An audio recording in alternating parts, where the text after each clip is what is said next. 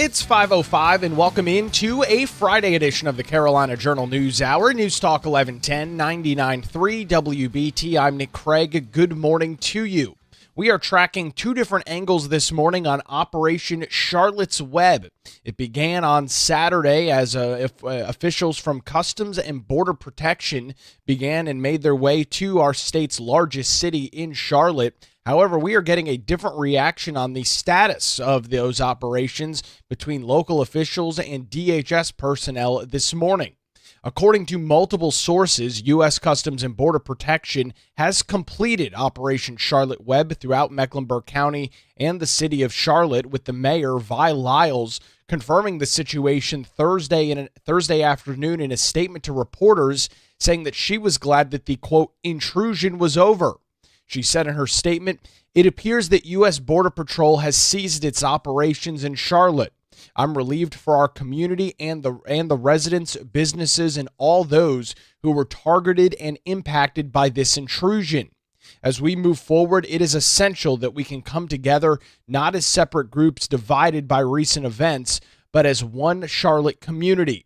Our strength has always come from our ability to support one another, especially in challenging times. I am calling on all members of our community to join in this effort. Let us stand together, listen to one another, and recommit ourselves to the values, dignity, compassion, and unity that define our city." The Charlotte-Mecklenburg Police Department also provided an update on social media, citing, quote, reliable information that the operation had concluded. However, on the other side, the United States Department of Homeland Security, which is the umbrella organization for Customs and Border Protection, has reported around 370 arrests over a 5-day period in time, with DHS Assistant Secretary Tricia McLaughlin putting out a press release yesterday afternoon saying that the operation was in fact not over, saying, quote, "The operation is not over and it is not ending any time soon." In some additional comments from DHS, quote, "While the media and sanctuary politicians try and spread falsehoods and demean DHS law enforcement, the men and women of the Department of Homeland Security are risking their lives and safety to arrest illegal criminal aliens that are victimizing Americans. We are going to continue doing our job, standing up for North Carolinians who live in fear because of violent criminal illegal aliens." Mecklenburg County Sheriff Gary McFadden said that while the operation has concluded, federal immigration authorities will continue their normal activities in the area.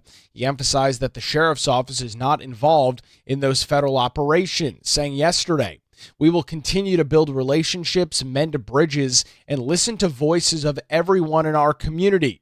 As we move forward, I want the city of Charlotte to know that I will keep fighting for clarity, accountability, and trust. I will continue to protect the city and every single one of its citizens." United States Senator Ted Budd blasted the Biden administration and sanctuary policies like those in Mecklenburg County in a post on social media this week, saying, "The open border policies of the Biden administration and sanctuary cities are neither humane nor responsible. Allowing dangerous illegal aliens to walk the streets freely is creating the same circumstances here that many immigrants fled to America to avoid in their home countries. More importantly, it is endangering Americans in their own communities. Federal law enforcement has been tasked with removing criminal offenders who never should have been in the U.S., and they should carry out this mission responsibly to ensure that violent individuals are quickly identified, detained, and deported. Orderly and systematic removal of those who do not only violate our immigration laws, but also pose a threat to our communities is essential for protecting families across the state of North Carolina." Those are the comments on social media from one of our two United States senators, Republican Senator Ted Budd. Back on what's going on here in North Carolina, we got some interesting reaction over the last couple of days from the North Carolina court system, not in terms of a legal matter, but public comment from members of the North Carolina Supreme Court. Democratic North Carolina Supreme Court Justice Anita Earls took to social media this week to comment on the operations, claiming that Customs and Border Protection is violating individuals' constitutional rights. In a statement, she wrote, "I cannot be silenced while the constitutional rights of our neighbors are being violated right here in North Carolina. Across the state, we are seeing reports of federal agents stopping and seizing lawful residents and immigrants with no criminal records, causing many North Carolinians to be fearful of leaving their homes, going to work, sending their children to school, shopping for food, or getting medical attention. We need strong public safety measures, but this is not law enforcement's intended. Law enforcement is intended to protect the public. Instead, it is making the public less safe, in part because it has resulted in abandoning the efforts to stop serious crime. These agents are being pulled off of cases involving sex trafficking, child abuse, and terrorism. This type of a political stunt further erodes the public's trust in the already broken justice system. The willingness of this administration to abandon these prosecutions of serious crimes simply in service of political theater and to scapegoat immigrants is appalling. This is not who we are as a nation, and it is not who we are as North Carolinians." A very politically charged statement from North Carolina Supreme Court Justice Anita Earls this week. A very odd, very uncharacteristic statement from the state's highest court. And while the statement was not officially released through the court system, it is, I'll note, very peculiar to have such a politically charged statement from a member of the state's highest court. This prompted Republican Justice Phil Berger Jr. to step in and release a statement of his own in response to Earls, writing, quote, "When law enforcement at any level acts outside of the bounds of law, courts have tools to address those specific situations. That's how our system works, through evidence, due process, and judicial review. But blanket assertions about law enforcement action not before a particular judge is irresponsible. What undermines public confidence is not lawful enforcement activity, but growing trends of judges asserting their personal opinions and positions without facts, without parties before them, and without the neutrality their office demands. Judges are not political commentators, and we are not supposed to be advocates. When we speak as if we are, we start to blur the boundaries. The rule of law depends on judges who apply the law as written, not as they wish to be. And Americans deserve a justice system where public officials, from law enforcement to Supreme Court justices, act in accordance with those rules and refrain from prejudging situations based on ideology. That's how you safeguard rights and protect liberty.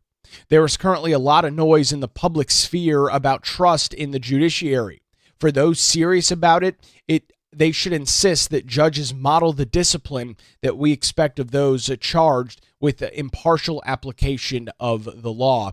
Ending the statement there from Justice Phil Berger Jr. in direct response to his colleague, Democrat Justice Anita Earls, on the ongoing Operation Charlotte's Web, which has been taking place in Charlotte since Saturday.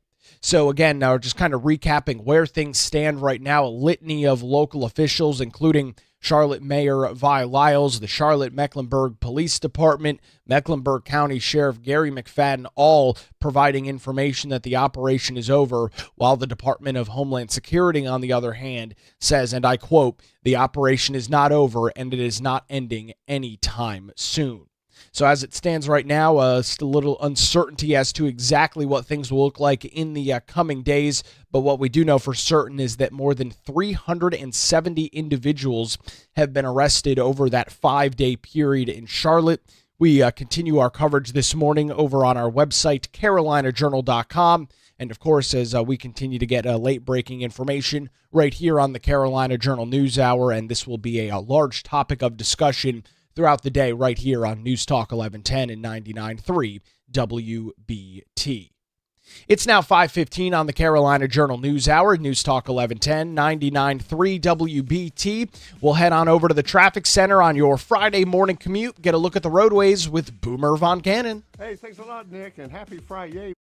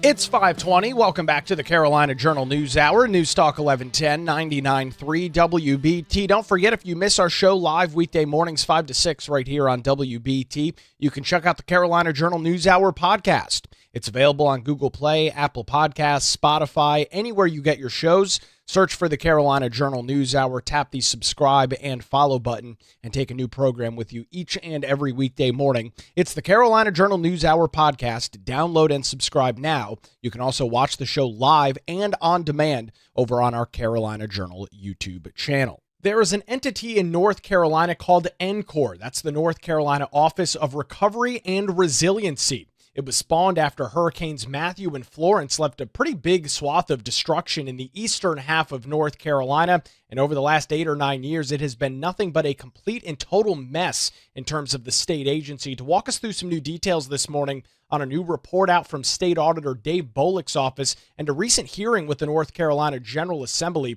Teresa Opeka joins us on the Carolina Journal News Hour. Teresa, we've talked about NCORR in the past. This is not, unfortunately, a new story that we're passing along to our audience this morning. However, we have some more insight now as to what went wrong multiple years ago in the state of North Carolina. What's the latest that you're following? Yeah, good morning, Nick. Thanks for having me. It's definitely nothing new. Going over some of the, from what we've already heard over the past few years with different hearings that have come up on NCORR. But State Auditor Dave Boliek did release a report on Wednesday and appeared at a General Assembly hearing on Thursday to outline the report and talk about what went wrong, also some recommendations as well. Basically, this all occurred from Hurricanes Matthew and Florence, 2016, 2018. NCORR was created in 2018 by former Governor Roy Cooper to help with the rebuilding process from those hurricanes. And what Auditor Boliek called, those were disasters, and NCORR was a third disaster. He made no bones about that during the hearing, and also said this has been a logistical nightmare for all the families that are involved. I mean, there's people still who do not have a home nearly a decade later. It's getting better, but there's still many who do not have a home. In fact, we found out on Thursday that Representative Carl Gillespie of Macon County said there are still 328 families in the program, and 74 of those homes will most likely not be completed by the end of the year, despite a promise from NCORR's new director, Pryor Gibson. He became director at the end of last year. So still waiting on the completion. Things have gotten better, but it's still kind of a mess at this point. I mean, Teresa, you would almost have to suspend reality to get yourself into the mindset that almost 10 years after Hurricane Matthew affected portions of eastern North Carolina, people who have been living in hotel rooms or rental houses being shuffled back and forth. I mean, there's no other way to describe this but an abysmal failure of state government. Oh, most definitely. To going through some of the things that, Auditor Boliek had in the report, basically nearly $785 million was paid to vendors without any reconciliation or oversight. And also NCORR spent more, of course, we're going to the top line figure, more than $1 billion of taxpayer money. That included $709 million from CDBG money from the federal government, and also $297 million from state appropriations. And the money, not money. The process for people when they went through was an 8-page step. Like, people had to fill out 8 pages, jump through hoops to get all this stuff done. Each step, he said, took a minimum of 100 days. Grant determination took another 2.5 years. And then finally, it was 4 years before anybody started work on a house. 4 years after that process. It's just an unbelievable situation that we've heard a lot. I said information before, but there's been new information like this being revealed during the hearing and the press conference he had on Wednesday. Just unbelievable. Yeah, and the report is very lengthy, Teresa. And again, as you noted, we have gotten some little sneak peeks into what's been going on behind the scenes at NCORR. But this new audit from Dave Boliek's office, it's 509 pages, I think is the exact number on it. It is a very lengthy report, and it walks through essentially step by step how we got into this issue. One of the things that I found almost unbelievable was that the state and NCORR spent $25 million getting an instance of Salesforce set up. Teresa, once they set that up, they still weren't tracking payments correctly, mismanagement of funds all over the place. Remarkable that you could spend that much money setting up a piece of software and then just frankly not use it. And as State Auditor Boliek noted in a Wednesday press conference, never bothered training anybody how to use it either. What a waste of money. Yeah, it was. But he says, don't throw the baby out with the bathwater. I think that's the old saying. It's a good program. It just wasn't used correctly. And he said, actually, that's the equivalent to almost how much his office gets on a yearly basis for appropriations. So imagine 25 million. So yeah, just a waste of money. They had two other programs as well. I want to backtrack on one thing, talking about the families and all the process they were going through. They spent nearly 75 million on temporary housing for these families. That's an average of 230,000 per household. That could have built a house for somebody, and that was brought up in the hearing on Wednesday by Senator Buck Newton of Wilson County. He basically said the same thing. You could build houses for that amount of money. So you got Salesforce, you got the temporary housing money that was used. Again, it's just, you want to call it a train wreck. It was really a train wreck. Well, and not only, Teresa, could you have used that money to rebuild houses, I mean, the state could have just cut these people checks and said, go buy a brand new house. At the time before the housing market got so inflated, in many of these rural eastern North Carolina counties where a lot of those 328 homes that still need to be repaired, I would imagine those are probably in more rural areas of eastern North Carolina. These individuals could have just bought houses. The state could have cut them checks and we would have been done with this 7 years ago. But here we are, and as you just reported, the idea that some of these individuals still will not be back in either their original homes that have been rehabilitated or brand new homes when the calendar flips over to 2026 is a miserable situation. Yeah, it most definitely is. I know Prior Gibson did also testify at Thursday's hearing, said that they are hopeful, this is stressing hopeful, that they will have all of this completed by next October, before the end of the next legislative session. That's coming from him. So stay tuned for that. But yeah, I mean, at this point, people should all be back in their homes or new homes at this point. We'll continue the conversation with Teresa Opeka from CarolinaJournal.com coming up after this. You're listening to the Carolina Journal News Hour. Where it's now 527, News Talk 1110, 99.3 WBT. We'll head back to the traffic center on your Friday morning commute. Get an update with Boomer Von Cannon. Hey, thank you, Nick. Friday.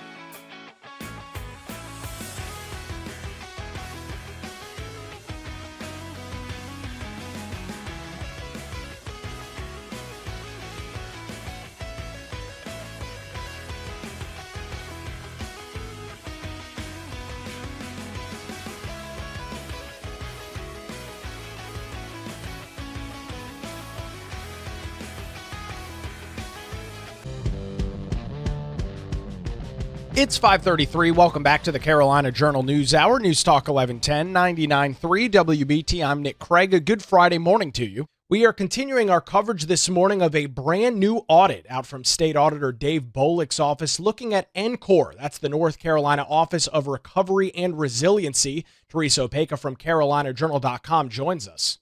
Teresa, this is, of course, incredibly relevant. It's important to, of course, look at the past, look at what happened, and try and highlight some of this information. Absolutely. But we then flip over to the other side of the state. We've got Western North Carolina a little more than a year ago, absolutely obliterated by Hurricane Helene. The state has a new entity set up called Grow NC. I would imagine a lot of folks are wondering, 7, 8, 9, 10 years from right now, are we going to be having these same conversations about the failure of this entity? The state does not have a good track record with these programs. No, it most definitely doesn't. And that's what Auditor Boliek talked about. He did say, he did talk about Grow and See a little bit, saying they still need some time to actually go through the process, see how they're going to be doing before he was going to take a look at it. I think they they've had some hearings in the legislature about it. But he said, we had the one entity, NCORR, now you've got Grow and See. And if we have another disaster come up in the future, are you going to have a third entity? He said that would be ridiculous, but you're right. And we see how they're going to be doing out there in Western North Carolina, maybe lessons learned from the mess here in Eastern North Carolina with NCORR. So it's the old time will tell thing, but hopefully people have heard enough about this in the last few years and have learned a few lessons from it. Well, and the other reason that this is incredibly relevant is earlier this year, we heard some rumblings up in the Oval Office in Washington, D.C., that the Trump administration might look at essentially dissolving FEMA and turning it into nothing but a grant writing facility, meaning that there would be no FEMA employees that are on the ground in the immediate aftermath of a storm. It would be state or local officials with funding from the federal government. Teresa, if you set up that situation in North Carolina right now, I don't think folks would have a lot of confidence that the state could handle something like that. You're right. I don't think they would either. Just like you just said, the track record that the state has, I believe that the one who was overseeing FEMA at the moment, he quit this week or last week in DC. So but to leave it to North Carolina to handle all on its own at this point, I really don't think the state's ready. I think they're, all of this is good. These are all positive steps. And that's what Auditor Boliek said too. He says, this isn't all pointing fingers. He says he wants to be proactive and get things moving in the right direction so we don't have another problem like this in the future. But at this point, I don't think the state is 100% on board to handle this themselves. And, people do want the backing from the federal government when it comes to things like this. I mean, it's just, right now it would not be a good situation for the state to take all this on its own. And Teresa, I think it is important to note, however, that other states have been able to manage this. Now, of course, geography is very different. Florida would, of course, be the example that you would look at. Florida has more hurricanes more often than North Carolina does. And so they're obviously a little bit more adept at dealing with that. But even just to our south, in South Carolina, they dealt with very similar impacts from Hurricanes Matthew and Florence. Teresa, these same issues are not happening in the Palmetto State this morning. No, they're not. In fact, it did a story last year. It was a 2-part series or earlier this year about how other states compare to North Carolina for hurricane recovery. We did spotlight South Carolina and Florida, and they've done phenomenal jobs. There was somebody who I think it was Colonel Sanderson. He was part of a project in South Carolina, testified early on at one of these NCORR hearings and said what NCORR was doing wrong and what they did right, not being obnoxious about it, but just giving proactive steps to say, this is what you could do. I think they get some guidance from him later on. We talked to a professional in Florida about what they have done for, he helped out with Hurricane Katrina, a lot of lessons learned from that, and, all the different steps that could be taken. Even in this article that we have this morning on CarolinaJournal.com, we went back for an article we had previously, how many times that there was help being given to NCORR and they refused to listen or refused to take any suggestions. So, other states have done a really good job with it. This is obviously going to continue to be a major situation to follow, not only the folks in the East that are still the 328 individual households that are still waiting to get back on their feet and get back into their homes, but as we watch some of the recovery and relief efforts out in Western North Carolina. Teresa, thanks for all the information and insight this morning. We greatly appreciate it. You can get additional coverage over on our website, carolinajournal.com. Teresa Opeka joins us on the Carolina Journal News Hour. Recapping our big story this morning at 5:39 on the Carolina Journal News Hour, some uncertainty this morning about Operation Charlotte's Web, as local officials and DHS officials are saying different things about the Customs and Border Protection operation that kicked off in Charlotte almost 1 week ago. According to multiple local sources this morning, they say that the operation is complete across the city of Charlotte and Mecklenburg County. Charlotte Mayor Vi Lyles confirmed the situation, saying it appears that U.S. Border Patrol has seized its operations in Charlotte. I'm relieved for our community and residents, businesses, and all of those who were targeted and impacted by this intrusion. As we move forward, it is essential that we come together, not as separate groups divided by recent events, but as one Charlotte community. Our strength has always come from our ability to support one another, especially in challenging times. I am calling on all members of our community to join in this effort. Let's stand together, listen to one another, and recommit ourselves to the values of dignity, compassion, and unity that define our city. The Charlotte-Mecklenburg Police Department also provided an update on social media Thursday morning, citing, quote, reliable information that the operation had concluded. And Mecklenburg County Sheriff Gary McFadden said that while the operation has concluded, federal immigration authorities will continue their normal activities in the area, as he continued to emphasize that the sheriff's office in Mecklenburg County is not involved in these federal operations. On the flip side, however, the United States Department of Homeland Security and DHS Assistant Secretary Tricia McLaughlin, well, they're saying something completely different. Reading a direct quote from a DHS press release, quote, "The operation is not over and it's not ending anytime soon." So some mixed messaging there between local and state, local and federal officials, as DHS has reported now more than 370 arrests over a 5-day period of time in Charlotte. United States Senator Ted Budd took to social media this week to talk about the open border policies of the Biden administration and the failed sanctuary policies in cities like Charlotte and Mecklenburg County, saying the open border policies of the Biden administration and sanctuary cities are neither humane nor responsible. Allowing dangerous illegal aliens to walk the streets freely is creating the same circumstances here that many immigrants fled to America to avoid in their home countries. More importantly, it is endangering Americans in their own communities. Federal law enforcement has been tasked with removing criminal offenders who never should have been in the United States, and they should carry out this mission responsibly to ensure that violent individuals are quickly identified, detained, and deported. Orderly and systematic removal of those who not only violated our immigration law, but also pose a threat to our communities is essential for protecting families across the state of North Carolina. Ending the commentary there from Republican Senator Ted Budd here in North Carolina. The judicial system jumped in on this as well. A very odd exchange on a very odd statement from a Democrat North Carolina Supreme Court Justice Anita Earls, who made a blanket statement that Customs and Border Protection is violating individuals' constitutional rights. She wrote in part in a statement, "I cannot be silent while the constitutional rights of our neighbors are being violated right here in North Carolina. Across the state, we are seeing reports of federal agents stopping and seizing lawful residents and immigrants with no criminal records, causing many North Carolinians to be fearful of leaving their homes, going to work, sending their children to school, shopping for food, or getting medical attention.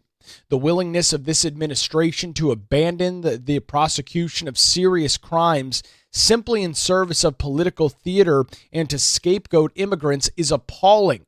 This is not who we are as a nation, and it is not who we are as North Carolinians. A very peculiar statement there. One of her colleagues, Republican Justice Phil Berger Jr., called the comments from Earls irresponsible in a follow-up statement, saying when law enforcement at any level acts outside of the bounds of law, courts have tools to address those specific situations. That's how our system works, through evidence, due process, and judicial review. But blanket assertions about law enforcement action not before a particular judge is irresponsible. What undermines public confidence is not law enforcement activity, but the growing trend of judges asserting their personal opinion and positions without facts, without parties before them, and without the neutrality their office demands. Judges are not political commentators, and we are not supposed to be advocates. When we speak as if we are, we blur the boundaries. So some back and forth between Republicans and Democrats now on the state's highest court.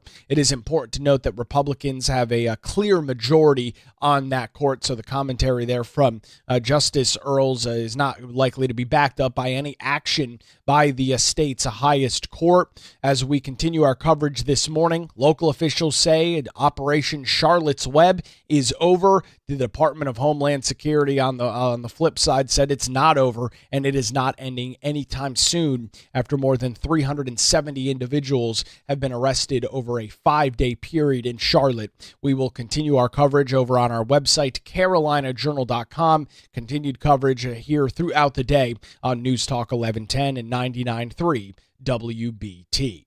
It's now 5:45 on the Carolina Journal News Hour. We'll head back to the traffic center on your Friday morning commute, get an update with the great, the legendary Boomer Von Cannon. Boomer, any turkeys out on the roadway this morning or anything? What's going on? Yes, sir. I think turkeys have been serving. Thank you so much, Nick.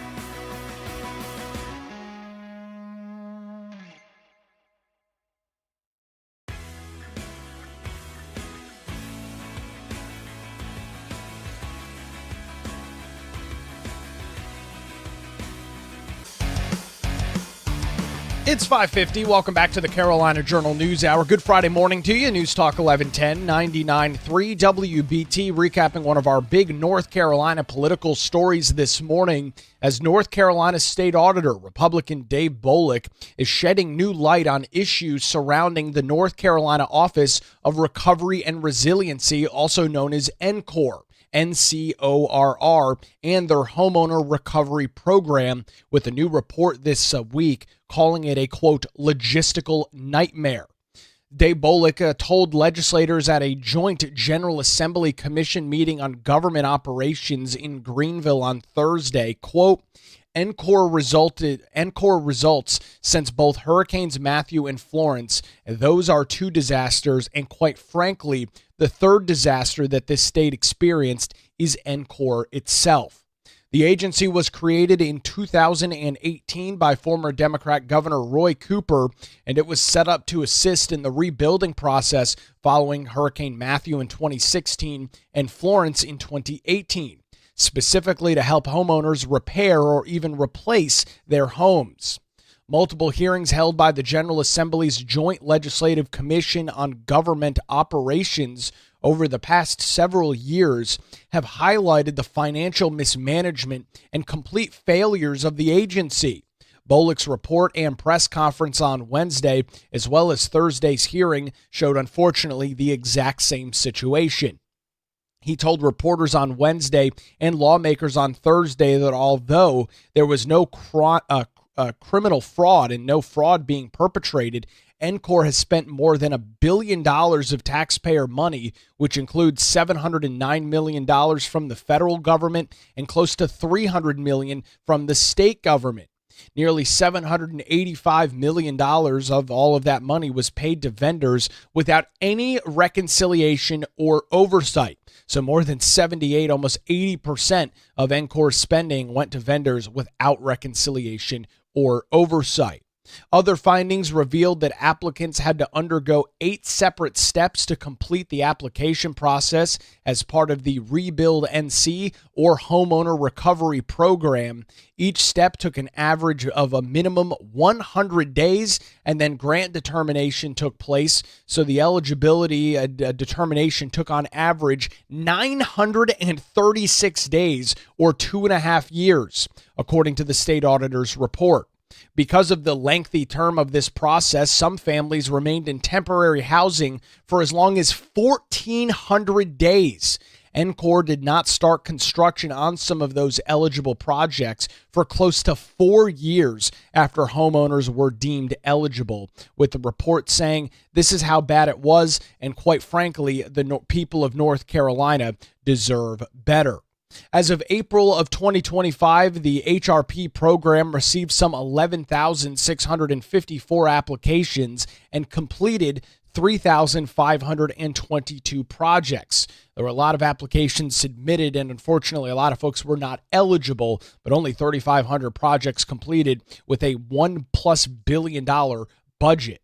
Representative Carl Gillespie, the Republican out of Macon County, said Thursday that there are still 328 families in the program and 74 of those whose homes will likely not be completed by the end of this calendar year, despite a promise earlier from the new NCORR director in Pryor Gibbons.